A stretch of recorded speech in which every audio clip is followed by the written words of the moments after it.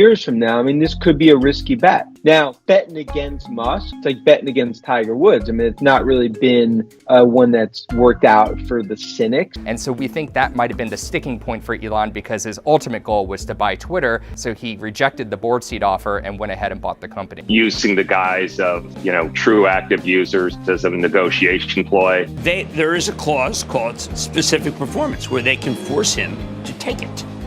And I don't know how he gets out of it. In this video, I'll be reacting to the latest CNBS mini documentary about Elon Musk's proposed acquisition of Twitter. I'll share my thoughts and comments along the way. And if you're sick of hearing about Elon and Twitter, well, too fucking bad, because I'm not going to stop talking about it, and neither is the mainstream media until the deal closes or Elon walks. So, let's get into it. Hey guys, thanks for watching. If you enjoy these videos, there's a bunch of ways you can support the channel, access exclusive content and perks. Check out the links in the pinned comment below. If you want to take it to the next level, join thousands of members on Patreon to gain exclusive access to over 100 Q&A videos, loads of exclusive content, exclusive access to my up-to-date 10-year Tesla stock price targets, and even access my Tesla valuation model at the investor support level and above. You can also pick up some Tesla, Elon, and investment themed merch in the merch store. So check out the links in the pinned comment below, and thanks for your support. Twitter shares, they are surging right now. This because Tesla CEO Elon Musk has now taken a passive stake in Twitter. I do think that he's going to probably try to increase his stake, and I think that employees at Twitter are increasingly nervous. Boom!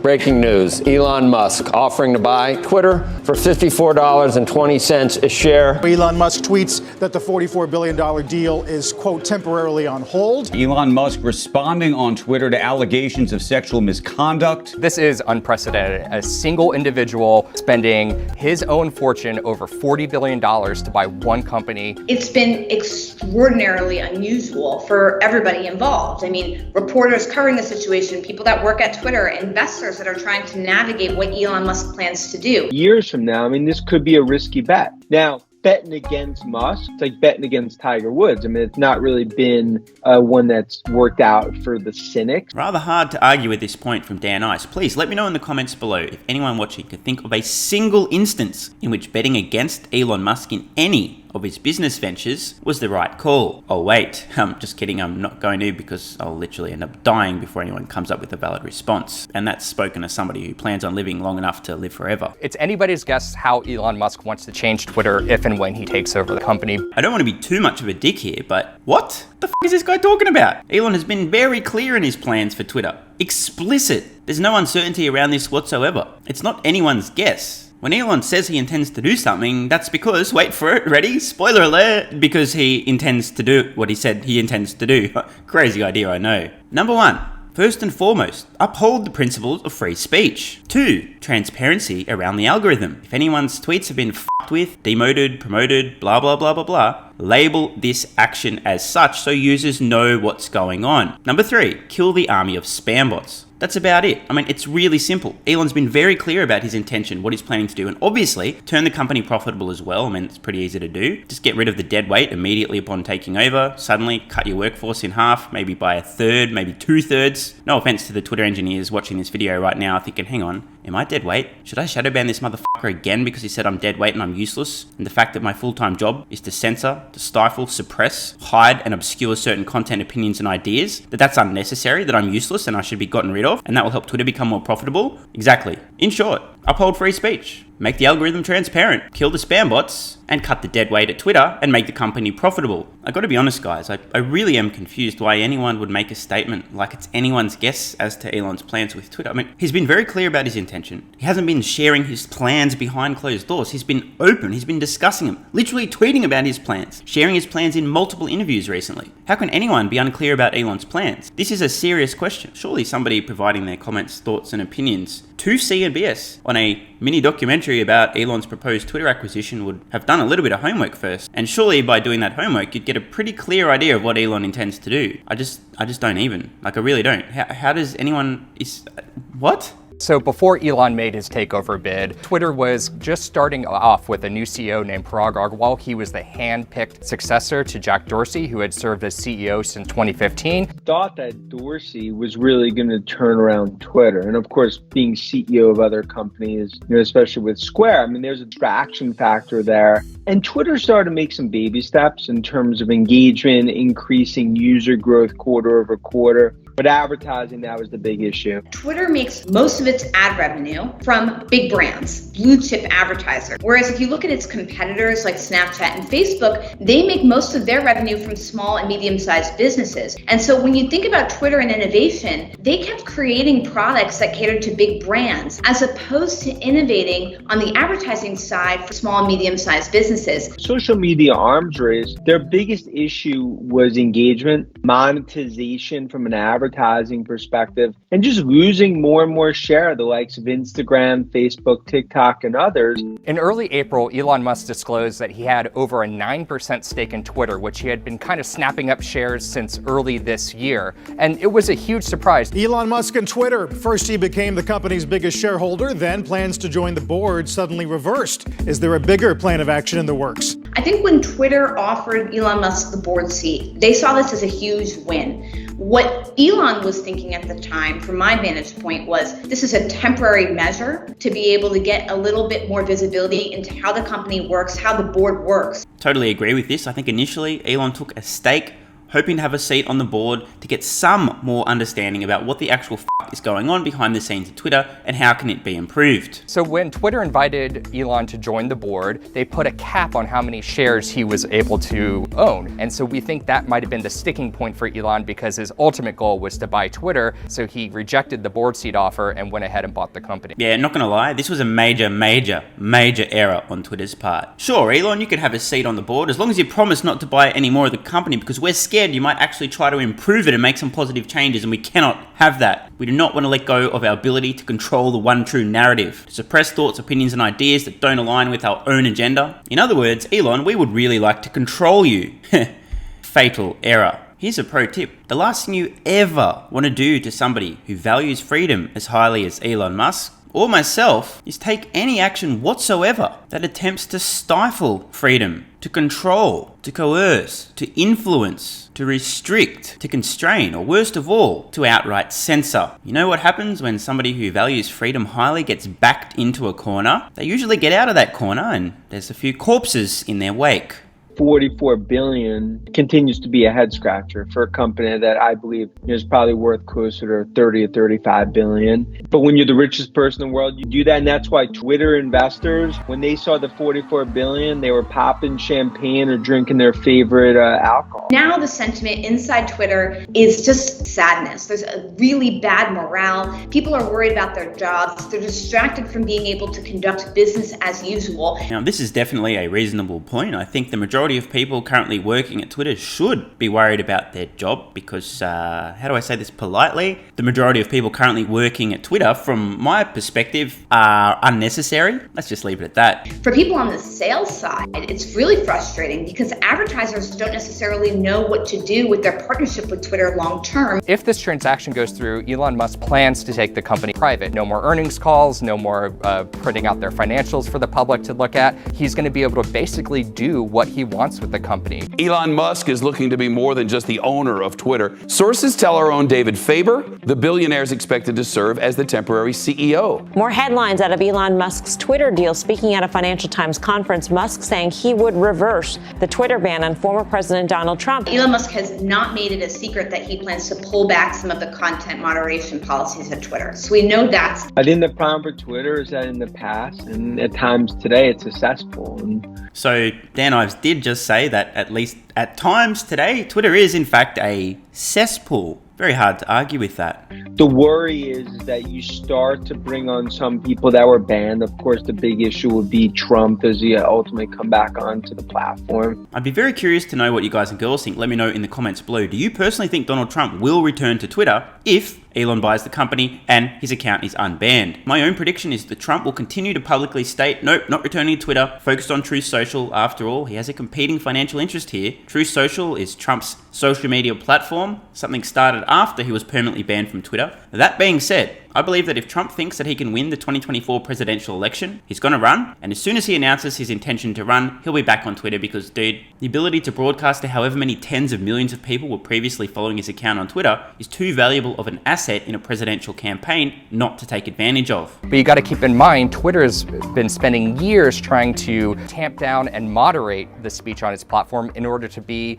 more appealing to advertisers. Now, I'm going to say something rather controversial, but I actually don't believe this. Now, the caveat here is I believe many people in Twitter think that this is what they're doing, but I also believe that the clear and overwhelming bias skewing heavily towards one side of the political spectrum is in fact the driving force of Twitter's content moderation policies. I think it's pretty hard to make a compelling, reasonable and rational argument that censoring thoughts, opinions and ideas, suppressing certain narratives, suppressing information, suppressing facts about reality, banning, deplatforming, shadow banning and so on, is going to have any meaningful impact on whether or not companies are willing to advertise on your platform, except those who are held hostage by their virtue signaling, woke mind virus infected employees who are making demands. Don't advertise on this platform, they're evil, they promote this or that or the other. But I do think this is a small minority. I think the truth is, most people at Twitter are deluding themselves into thinking that that's the reason why they're content moderating and censoring and deleting this and blah blah blah, when in fact it's all just a semi-conscious, maybe even a subconscious attempt to control the one true narrative. Let me ask a question. If you were running a company and you wanted to advertise your products and services on any platform that you get an ROI, e.g. spend $1 on advertising and bring in $2 of profit, are you really going to be concerning yourself so much about the content on that platform unless again you're held hostage by your woke employees? Or are you more interested in, well, if we spend money advertising here, do we get a financial return? We do? Well, let's advertise there. This is why Elon Musk thinks advertising shouldn't be the main part supporting Twitter. He's talking about a paid product. He's talking about charging companies and high-profile individuals to use it. Twitter makes most of its advertising revenue from big companies and big brands. And so if you pull back content moderation, you risk those big brands pulling back their spend. For a company like Facebook, which makes most of its money from small and medium-sized businesses, that's not a huge issue. If that were to happen to Twitter, it would be a huge problem for them. Look, I mean, our view in Twitter as a business model, it's very difficult to turn this around. And if you look at Musk's success stories, PayPal to Tesla to SpaceX, technology SaaS, Twitter's a different animal. There are a million reasons why this deal couldn't go through. Elon Musk is a fickle individual. He could change his mind and decide, hey, I don't want to do this anymore. The Tesla CEO tweeting this morning that unless Twitter can prove that less than 5% of its accounts are bots, that the deal, quote, cannot move forward. This is probably a negotiation tactic on behalf of Elon. The market has come down a lot. And so he's probably, using the guise of, true active users as a negotiation ploy. So let's talk about this. I personally believe that Elon Musk is concerned about the number of users, the number of bots, and Twitter's publicly stated numbers on these, e.g. every SEC filing for the last knows how many quarters, claiming that Twitter's own internal analysis had shown that bots make up less than 5% of their total monetizable daily active users. I believe that Elon has genuine concerns that this is a steaming pile of horse shit and the number of bots is significantly higher. Anecdotally, I think almost every single human user of Twitter on the planet has a very different experience than 5% or less of users being bots, spam accounts and duplicates. Of course, Elon was probably aware of this anecdotally before he made the offer. He's no moron. It's good to have a few tricks up your sleeve when negotiating, but I don't think Elon Musk is just suddenly going, I want to get the price down because the stocks come down and therefore let's do the bot thing. Elon's always a few steps ahead. But I think the way that most people are packaging this as if it's primarily or solely a negotiating tactic, nah, not having it. It really matters. All of Elon's numbers, the turnaround plan, are based on the publicly stated figures. In other words, more than 95% of the users are legit humans. This is important. If you're advertising and your ads are being seen by bots, well, you're pissing money away. It's a big problem. It needs to be addressed. There is a clause called specific performance where they can force him to take it.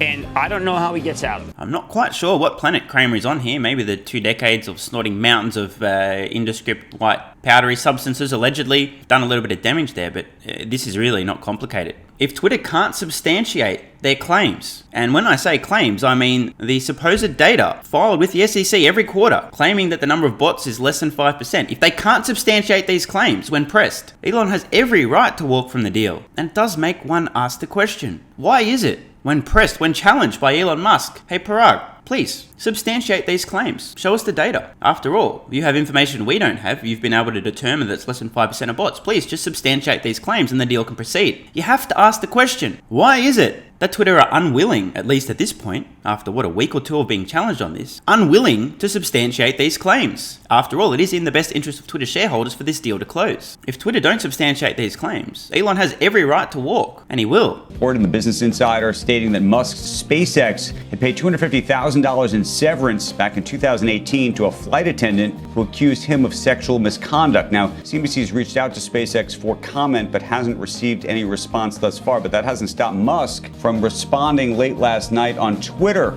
about the article, saying the attacks against me should be viewed through a political lens. The absurdity of this Business Insider trading hit piece is just next level. Literally a day after Elon Musk goes on the record on Twitter and says, look, I can no longer vote Democrats. I have previously. They were the party of love and kindness mostly, but they've been overtaken by the woke mind virus. I am paraphrasing here. I previously voted Democrat my entire life, but in the next election, I'll be voting Republican. 24 hours after that, the Business Insider hit piece has come out with absolutely absurd. And I mean, just go read the article. It's an absolute fucking joke. There's no substantive evidence whatsoever. It's all hearsay. A friend of a person who supposedly blah, blah. And by the way, a few people I've noticed in the comments would ask the question, why would there be a $250,000 settlement if something didn't happen? Now, spoiler alert, maybe news to some folks, but it is actually important to explain this so I don't keep getting those same comments. In business, sometimes you have to weigh up whether or not it makes sense to waste an extraordinary amount of time and energy litigating in court. Shout out to Depp and Heard right now. How many hours of their lives have been collectively wasted over the last few weeks during this trial? A lot. Is it worth spending months, potentially years litigating through court just to win the case? And losing, I don't know, how many tens or hundreds of billions of dollars of valuable time you could have applied to your companies just to fight a ridiculous case? Or is it better use of your time to pay somebody to fuck off? The truth is, in most cases, it's better to just pay your problems to fuck off. This is an unfortunate and sad reality. That being said, this is the last time this shit ever happens. Elon Musk yesterday announcing on Twitter that Tesla is forming an intense, extreme, next-level litigation team. Next time somebody full of shit makes a false accusation, they're going to get buried. Tesla's at a large enough scale now that they can build a litigation department and deal with these absurd accusations and false claims. Instead of having hit pieces out in the media with no consequences whatsoever, smear, slander, attack somebody's character, spread lies and misinformation with no consequences, Elon's had enough. Tesla's had enough. This shit will no longer happen without consequences. Just a quick aside, I too in the past, in the business world, have paid problems to fuck off because it just wasn't worth my time and energy, and I'm not talking about misconduct allegations, but instead annoying, pain in the ass wastes of my goddamn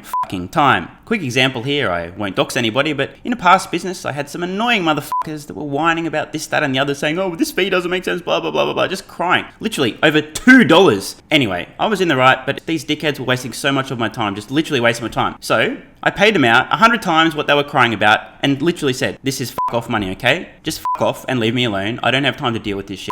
I'd rather just pay you to fuck off and stop wasting my time than try to fight this, because I have better things to do with my time and energy. One of the best decisions in business I've ever made. So as far as the financing, what we know so far is Elon Musk sold several $1 billion worth of Tesla shares in order to help start financing. So you got to keep in mind, Elon Musk doesn't have $200 billion in cash in his Bank of America checking account or whatever he uses. So much of his wealth is tied up in the shares of his two companies, SpaceX and Tesla. Wait, what? But that's not what Senator Karen said, or Bernie Sanders, or Robert Reich. They all said that Elon Musk has all this money in his bank account, and if only he would share it around with everybody else, he could solve all the world's problems and still have money left over. Did they lie to me? The financing at the end of the day is really leveraging his position in Tesla. 95% of his net worth is so if you look at that, the equity financing, it's Tesla shares. It's been a frustration for investors in Tesla. They don't own Tesla to have some sort of deal risk exposure to Twitter. At the same time, there are reports that Elon is talking to other wealthy individuals, offering them a chunk of Twitter in exchange for them helping finance it. If it falls through, it's not from a regulatory perspective.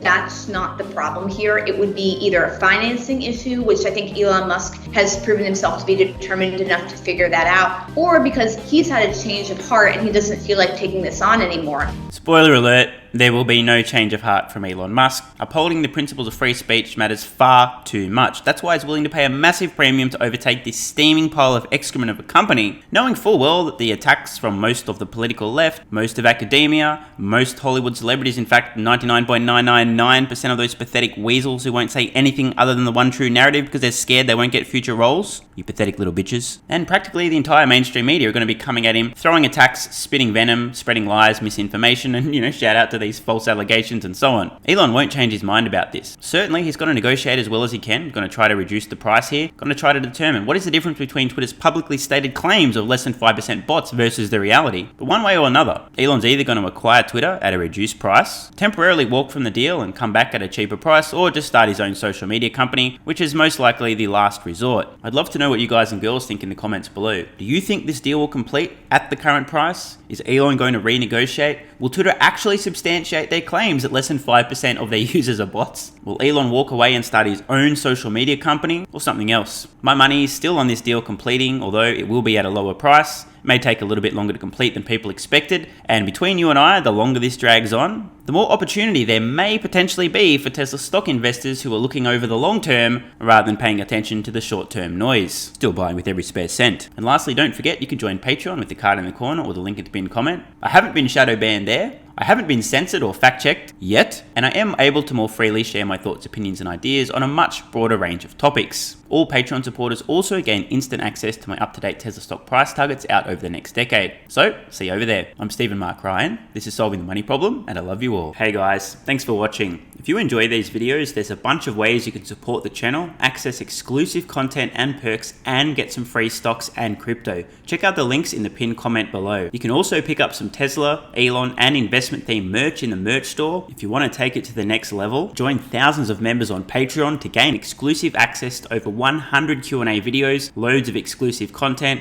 exclusive access to my up-to-date 10-year Tesla stock price targets, and even access my Tesla valuation model at the investor support level and above. So check out the links in the pinned comment below, and thanks for your support. And if you're still watching, you're awesome. I read every single comment on this channel and I really appreciate your feedback. So if you've got any thoughts on today's video, questions, comments, or suggestions for a new video, let me know in the comments below. Check the cards on screen now to browse the merch store, join Patreon, or watch the next video.